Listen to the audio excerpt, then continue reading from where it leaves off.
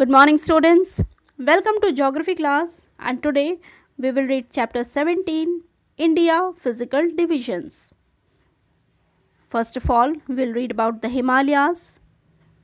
India is a land of varied geographical formation and it is the seventh largest country in the world.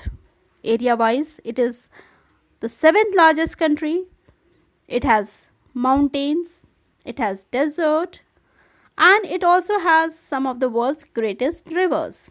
It has fruitful plains and rainforest that are the free gift of nature to us. And in short, India has almost every type of geography one can think of. Let us now read about the major physical divisions of India, such as the Himalayas, the northern plains, and the peninsular plateau. The land that is surrounded by water from three sides is called plateau, peninsular plateau.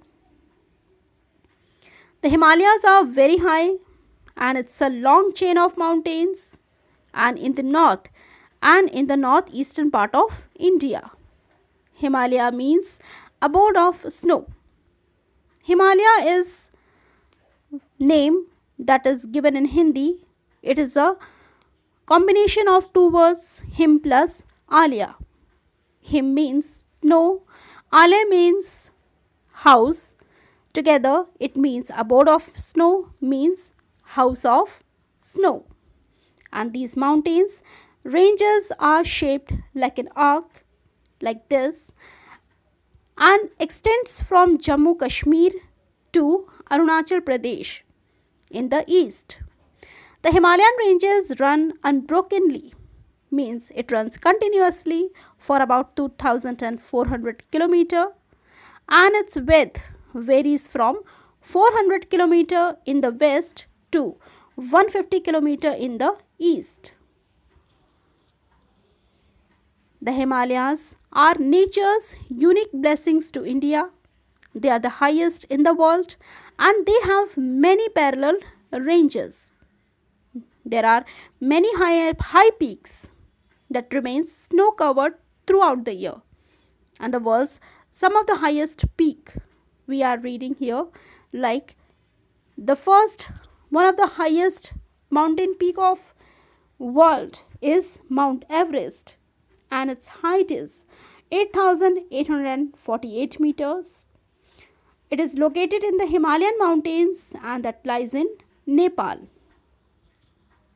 Then Mount K2, named by T.G. Montgomery. Then Kanchenjunga, 8,598 meter. It's the highest peak of India. Nanga Parvat, 8,126 meter. And Nanda Devi, 7,817 meter. Are some other high peaks in India. K2 is the second highest peak in the world, 8,611 meter that lies in Karakoram range. These high mountains have always challenged and attracted men and women, and many of them have tried to reach the top of these mountains and were also successful. Tenzing Norgay of India and Edmund Hillary of New Zealand reached the top of the Mount Everest in 1953. Then Bachendri Pal was the first Indian woman to climb its peak in 1984. The Himalayas can be divided into three major zones and they are the Great Himalaya known as the Himadri, Middle Himalayas known as Himachal, and the Lower Himalayas known as the Shivalik ranges. The Great Himalayas lie in the northern part of the Himalayas and these are also called Himadri. We can find the highest peak in this range. This range remains snow covered throughout the year and there are many snow fields which give birth to glaciers. A glacier is a slow moving river of ice and these glaciers are also sources of many Himalayan rivers like Indus, Ganga, Yamuna, Satluj, Kosi, and Brahmaputra. Its average elevation is 6,000 meter from sea level. To the south of the Great Himalayas, the Middle Himalayas or Himachal is located. Its average elevation is 4,500 meter from sea level, and there are many low areas called valleys in these mountains, and rivers flow through these valleys. Orchards of plums and apples are common in these valleys.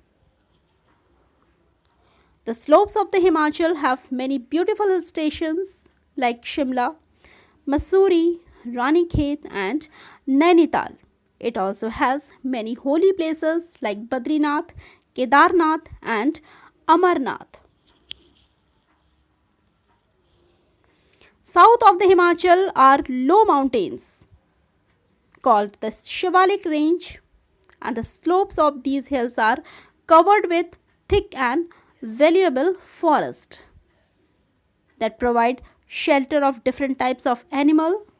They give shelter and also gives us many useful medicinal herbs, and its average elevation is less than 1200 meter. It comprises broad valleys known as dunes, and Dehradun is situated in one of such valleys. Now let's read about the importance of Himalayas.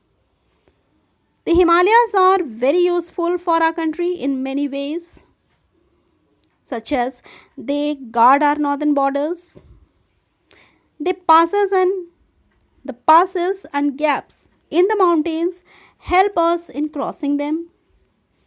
They protect us from the extreme cold winds blowing from the north from the Siberian countries. They check the monsoon coming from the south and cause heavy rainfall. Rivers coming from the Himalayas are perennial in nature. The rivers provide water for our various needs. The forest provide timber and herbs. And there are many wildlife sanctuaries in Himalayan forest. So that's all for today in this chapter, and we'll be reading about the northern plains in our next video. Till then, goodbye.